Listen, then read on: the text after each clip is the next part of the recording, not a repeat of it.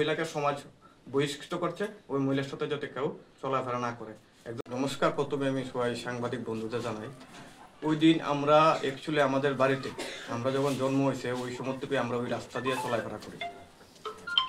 গত কয়েক বছর যাবৎ এই মহিলা সবিতা দাস, কাউন্সিলর 12 নম্বর ওয়ার্ড, বিভিন্ন সময় রাস্তার মধ্যে অবাঞ্ছিতভাবে বিভিন্ন মহিলা ফালায়, বিভিন্ন ধরনের আবর্জনা রাখে, সব কিছু রাখে। ওনাকে যদি কোনো কথা কয় তাহলে উনি বিশ্রী ভাষায় গালিগালাজ করে। আমার মোবাইল রেকর্ডিং গালিগালাজ সব আমার কাছে আছে, আপনারা যদি চান আমি দিয়ে দেবো আপনাদের।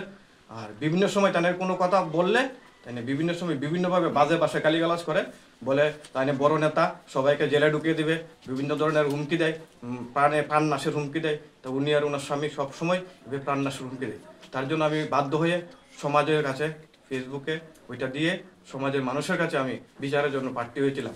তার বিরুদ্ধে উনি বিভিন্নভাবে বিভিন্ন সময় কুরুচিকর মন্তব্য, আমি একজন সমাজের একজন শিক্ষকের মান সম্মানকে ধূলিসাৎ করার জন্য উনি বিভিন্ন অপকর্মে লিপ্ত হয়েছেন। ওনাকে বহুদিন আগেই জুতা পেটা করেছে, পত্রিকায় উঠেছে, পত্রিকার পেপার, আমার কথা নয়, পত্রিকায় ওনার ব্যাপারে, জুতা পেটার ব্যাপারে পত্রিকায় উঠেছে।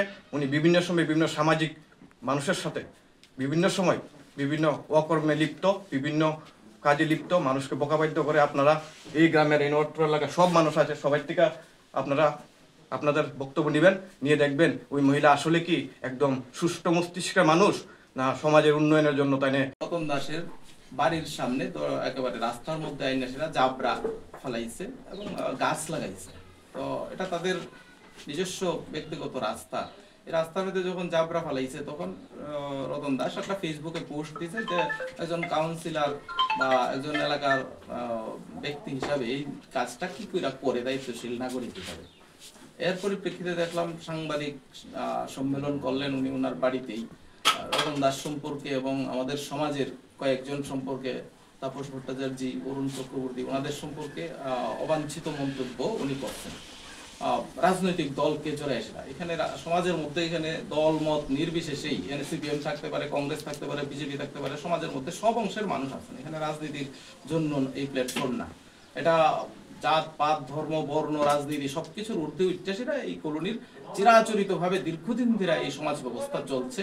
এখানে প্রেসিডেন্ট হিসেবে আছেন আমাদের হরেন্দ্র পাল মহোদয় এবং সম্পাদক হিসেবে আছেন স্বপন পাল মহোদয়। তো আমরা এই বিষয়টাই আজকে পর্যালোচনা করছি যে এই ধরনের অবাঞ্ছিত ঘটনা আমরা কোনো মতেই বরদাস্ত করবো না সমাজের তরফ থেকে।